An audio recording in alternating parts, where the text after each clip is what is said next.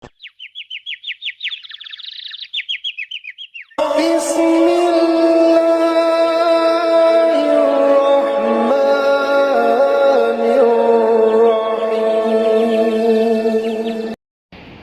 اللہ تعالیٰ نے جو نماز ہم پہ فرض کی ہے، یہ نماز ہماری بندگی کی نشانی اور ہمارا ہدیہ ہے اس کی بارگاہ ہے کہ نہیں؟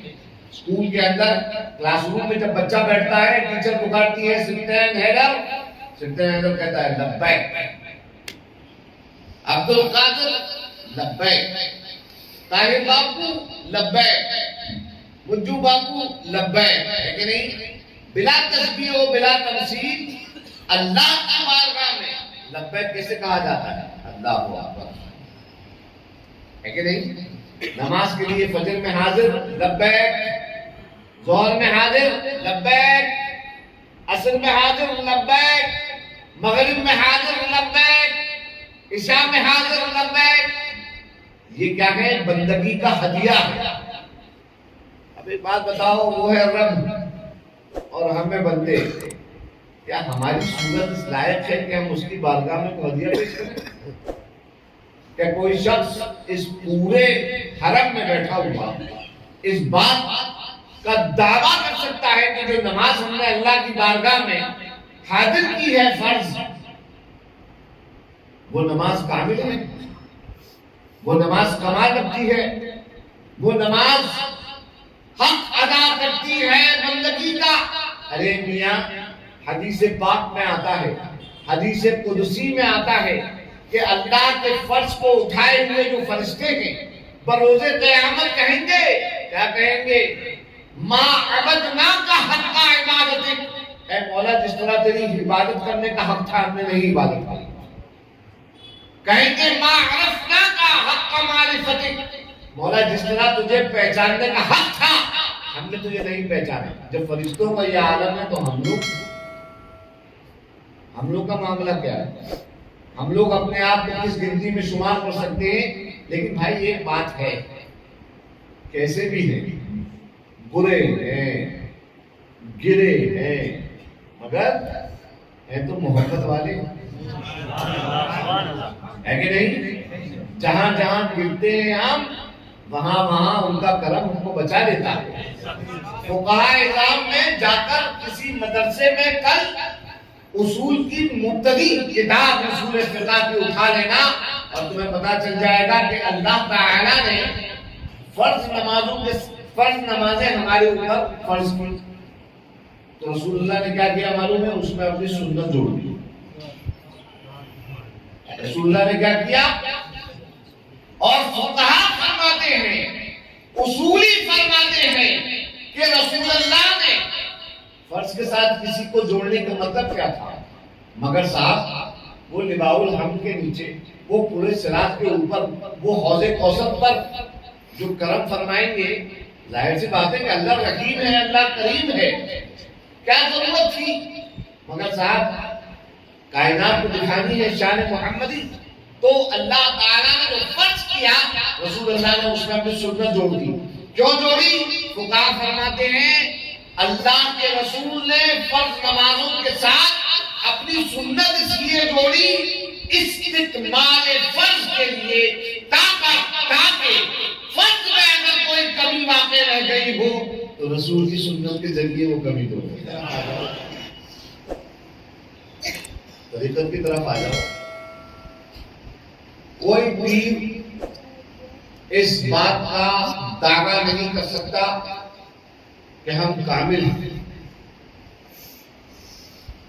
کوئی پیر اس بات کا دعویٰ نہیں کر سکتا، کچھ نہ کچھ نقص، کچھ نہ کچھ کمی ہر ایک میں واقع ہے، رہتی ہے۔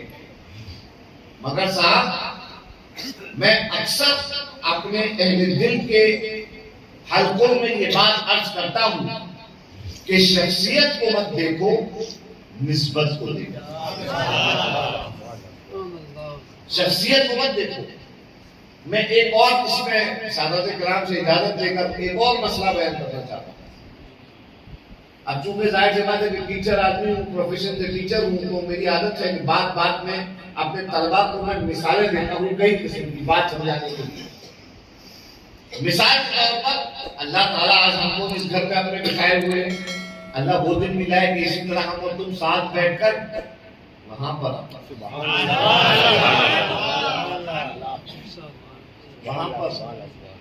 کہاں پر جس کو دیکھتے ہی جو نیت کرو اللہ پوری کرتا ہے، کعبۃ اللہ میں وہ سبحان اللہ 40 فٹ کا کعبہ۔ فقہا فرماتے ہیں کعبہ کیا ہے؟ فرماتے ہیں کعبہ ایک پتھر ہے جو اس جگہ پر ہے جس جگہ کی سطح پر سیدھا جا کر جس کے محاذ میں کیا ہے بتاؤ؟ عرش والا کعبہ اللہ کا تخت ہے، سبحان اللہ۔ یہ آپ کو سمجھانے کے لیے میں آسان اردو میں بات کر رہا ہوں۔ تو جناب والا فقہا فرماتے ہیں کہ کعبے کو جس جگہ پہ وہ واقع ہے وہاں سے اٹھا کے کسی دوسری جگہ رکھ دو، مانا ڈالو، کچھ نہیں، پتھر ہے۔ کعبے کی حیثیت اور اس کی تعظیم اور اس کی عظمت اس لیے ہے کہ اس کو جگہ سے نسبت ہے جس جگہ پہ ہو۔ اسی لیے میں عرض کرتا ہوں کہ جناب والا ذات کو مت دیکھا کرو، نسبت کو دیکھا کرو۔ رسول اللہ نے کیا فرمایا؟ من کنت مولا، جس کا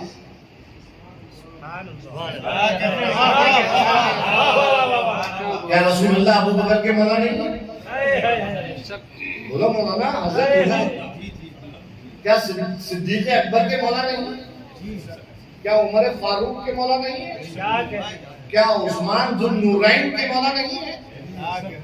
کیا ابو عبیدہ ابن جراح کے مولا نہیں ہے؟ کیا عباس ابن عبد المطلب کے مولا نہیں ہے؟ کیا عبداللہ ابن عمر رضی اللہ عنہما کے مولا نہیں ہے کہ نہیں؟ اللہ آگے چلو، کیا مہاجرین کے مولا نہیں ہے؟ کیا انصار کے مولا نہیں ہے؟ کیا اصحاب بیت عقبہ اولا کے مولا نہیں ہے؟ کیا اصحاب بیت رضوان کے مولا نہیں ہے؟ کیا اصحاب سبحان اللہ، کیا اصحاب بدر کے مولا نہیں ہے؟ کیا اصحاب احد کے مولا نہیں ہے؟ کیا اصحاب حنین کے مولا نہیں ہے؟ سب کے مولا ہے نا۔ سمجھ گئے کتنوں کے مولا ہے؟ سمجھ گئے؟ جو علی کی مولائیت کے اندر تعبیر نکالتا ہے، ارے مولا کا مطلب دوست ہوتا ہے، مولا کا مطلب ہیلپر، فرینڈ۔ کوئی ہے اس پورے حرم میں جو کہے رسول اللہ کے بارے میں کہ ہی از مائی فرینڈ؟ یہ توہین ہے، یہ بے ادبی ہے، رسول اللہ کی بارگاہ میں یہ بے ادبی ہے۔ تو ایک بات یاد رکھنا، اس کا نام علی ہے، ابو طالب کا بیٹا۔ کسی کو یہ پوائنٹ سمجھ میں آئے یا نہ آئے، میں تمہیں سمجھا کے جا رہا ہوں۔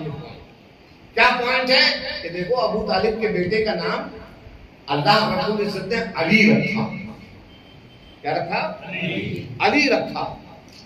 چائے بائے، کھانا بانا، جانا بانا، بیٹھنا بیٹھنا، علی ولی علی۔ سب کو بگاڑ لو بگڑ جائیں گے، علی کو بگاڑ سکتا ہے کوئی؟ یہی تو میں کہتا ہوں، علی کی کون بگاڑ سکتا ہے؟ علی کو کون بگاڑ سکتا ہے؟ جو علی کو بگاڑے گا معاذ اللہ استغفر اللہ، جو کوشش کرے گا وہ خود بگڑ جائے گا۔ اس کو رسول اللہ باغی بتا دیں گے۔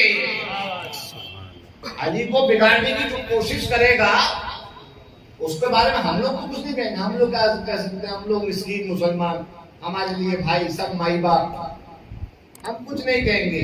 شکایت ان سے مت کرو جو علی کی غلامی کا دم رکھتے ہیں، شکایت ان سے کرو جنہوں نے علی کو ہم سب کا مولا بنایا ہے،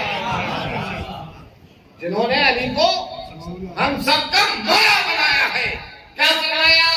من کنت مولا، جس کا میں مولا ہوں۔ پھر کیا فرمایا؟ فہذا آدھا یہ اس میں اشارہ قریب کے لیے استعمال کیا جاتا ہے، قریب کے لیے. ہادہ ذالکہ، یہ نہیں کہا فذالکہ علی مولا ہوگا. کیوں؟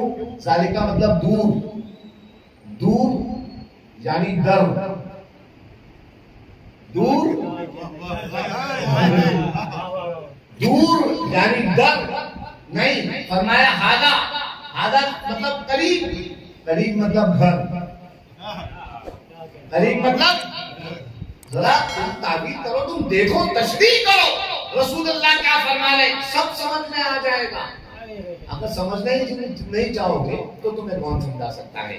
فرمایا ہذا علی المولا، جس کا میں مولا ہوں تو یہ علی اس کا مولا.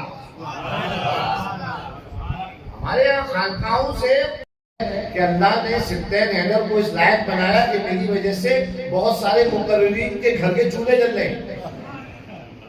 پروگرام کر کے میں نے کہا میں نے اپنی عزت اسی وجہ سے دشمنان علی پر حلال کر رکھی ہے کہ جتنی دیر یہ مجھے گالی دیں گے میرے مولا کو گالی دینے سے رک جائیں گے، میرے مولا پہ بولنے سے رک جائیں گے. اللہ اکبر. تو جناب والا قول نام کی چیز کسی کو معلوم ہی نہیں. لوگ کہتے ہیں کہ صاحب محبوب الہی نے سما مع المزامیر کو ناجائز لکھا ہے. ایسی کوئی بات نہیں ہے، محبوب الہی نے نہیں لکھا ہے. محبوب الہی کے مرید ہیں کون؟ امیر خسرو. امیر خسرو کون؟ جن کے لیے اتنے چہیتے مرید کہ حضرت نظام الدین اولیاء محبوب الہی رحمت اللہ تعالی علیہ فرماتے ہیں اگر شریعت اجازت دیتی تو میں وصیت کر دیتا کہ خسرو اور مجھے ایک ہی قبر میں دفن کیا جائے. محبوب الہی سے بڑے ولی ہو تم، ان سے زیادہ علم ہے تمہارے پاس، بتاؤ. ان کے مرید، ان کے شاگرد، ان کے چاہنے والے حضرت امیر خسرو نے 150 رام ایجاد کیے اور ایجاد کر کے حضرت محبوب الہی کو سنائے. کون فتویٰ دے گا محبوب الہی کو؟ بتاؤ کوئی ہے فتویٰ دینے والا؟ کیا کیا گیا؟ کون کو خانقاہوں سے بند کر دیا گیا. خانقاہیں صرف ایک کام کرتی تھی، دو کام کرتی تھی. کیا؟ لوگوں کو بلا کر خانقاہوں میں لنگر چلتا تھا، لوگ کھائیں اور قول سنیں. قول کیوں سنیں؟ کھائیں کیوں؟ تاکہ پیٹ بھر جائے، جسم پل جائے. اور قول کیوں سنیں؟